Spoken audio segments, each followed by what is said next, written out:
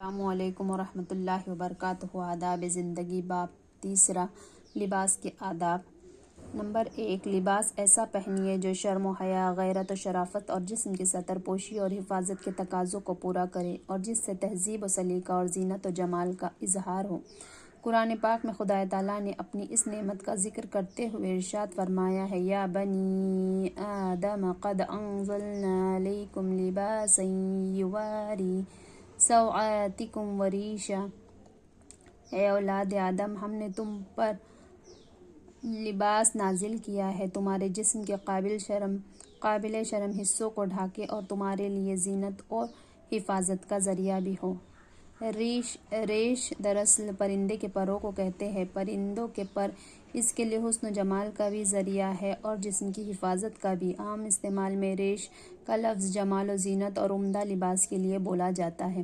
لباس کا مقصد زینت و آرائش اور موسمی اثرات سے حفاظت کے لیے، لیکن اولین مقصد قابل شرم حصوں کی ستر پوشی ہے۔ خدا نے شرم و حیا انسان کی فطرت میں پیدا فرمائی ہے۔ یہی وجہ ہے کہ جب حضرت آدم اور حضرت حوا علیہ السلام سے جنت کا لباس فاخرہ اتروا لیا گیا تو وہ جنت کے درختوں کے پتوں سے اپنے جسم کو ڈھانپنے لگے۔ اس لیے لباس میں اس مقصد کا سب سے مقدم سمجھیے اور ایسا لباس منتخب کیجیے جس سے ستر پوشی کا مقصد بھی بخوبی پورا ہو سکے، ساتھ ہی اس کا اہتمام رہے کہ لباس موسمی اثرات سے جسم کی حفاظت کرنے والا بھی ہو اور ایسا سلیقے کا لباس ہو جو زینت و جمال اور تہذیب کا بھی ذریعہ ہو۔ ایسا نہ ہو اسے پہن کر آپ کوئی عجوبہ یا کھلونا بن جائے اور لوگوں کے لیے ہنسی اور دل لگی کا موضوع مہیا ہو جائے۔ نمبر 2، لباس پہنتے وقت یہ سوچیے کہ وہ نعمت ہے جس سے خدا نے صرف اس انسان کو نوازا ہے، دوسری مخلوقات اس سے محروم ہیں۔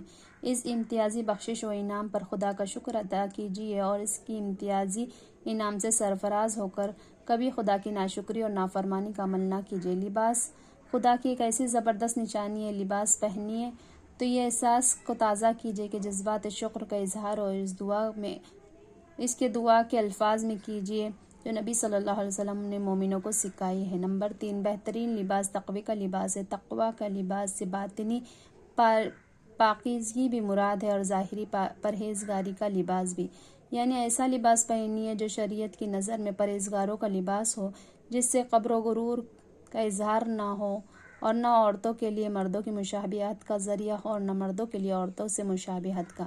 ایسا لباس پہنیے جس کو دیکھ کر محسوس ہو سکے کہ لباس پہننے والا کوئی خدا ترس اور بھلا انسان ہے، اور عورتیں لباس میں ان حدود کا لحاظ کرے جو شریعت نے ان کے لیے مقرر کی ہے اور مرد ان حدود کا لحاظ کرے جو شریعت نے ان کے لیے مقرر کی ہے۔ نمبر 4، نیا لباس پہنے تو کپڑے کا نام لے کر خوشی کا اظہار کیجیے اور خدا نے اپنے فضل و کرم سے یہ کپڑا عنایت فرمایا اور شکر کے جذبات سے سرشار ہو کر نیا لباس پہننے کی وہ دعا پڑھیے جو نبی صلی اللہ علیہ وسلم پڑھا کرتے تھے۔ حضرت ابو سعید خدری رضی اللہ تعالیٰ عنہ فرماتے ہیں کہ رسول اللہ صلی اللہ علیہ وسلم جب کوئی نیا کپڑا، عمامہ، کرتا یا چادر پہنتے تو اس کا نام لے کر فرماتے، اللہم لک الحمد انت کسوتنیہ اسألک خیرہ وخیر ما صنع لہ واعوذ بک من شرہ وشر ما صنع لہ۔ خدایا تیرا شکر ہے، تو نے مجھے یہ لباس پہنایا، میں تجھ سے اس کا خیر خواہ ہوں، میں اپنے آپ کو تیری پناہ میں دیتا ہوں اس لباس کی برائی سے اور اس کے مقصد کے اس برے پہلو سے جس کے لیے یہ بنایا گیا ہے۔ دعا کا مطلب یہ ہے کہ خدایا تو مجھے توفیق دے کہ میں تیرا بخشا ہوا لباس انہی مقاصد کے لیے استعمال کروں جو تیرے نزدیک پاکیزہ مقاصد ہے۔ مجھے توفیق دے کہ میں اس سے اپنے ستر پوشی کر سکوں اور بے شرمی بے حیائی کی باتوں سے اپنے جسم و باطن کو، اپنے ظاہر و باطن کو محفوظ کر رکھ سکوں اور شریعت کے حدود میں رہتے ہوئے اس کے ذریعے اپنے جسم کی حفاظت کر سکوں اور اس کو زینت و جمال کا ذریعہ بنا سکوں۔ کپڑے پہن کر نہ تو دوسروں پر اس طرح بڑائی جتاؤ اور نہ غرور و تکبر کرو اور نہ ہی تیری اس نعمت کا استعمال کرنے میں شریعت کی ان حدود کو توڑو جو تو نے اپنے بندوں اور بندیوں کے لیے مقرر فرمائی ہے۔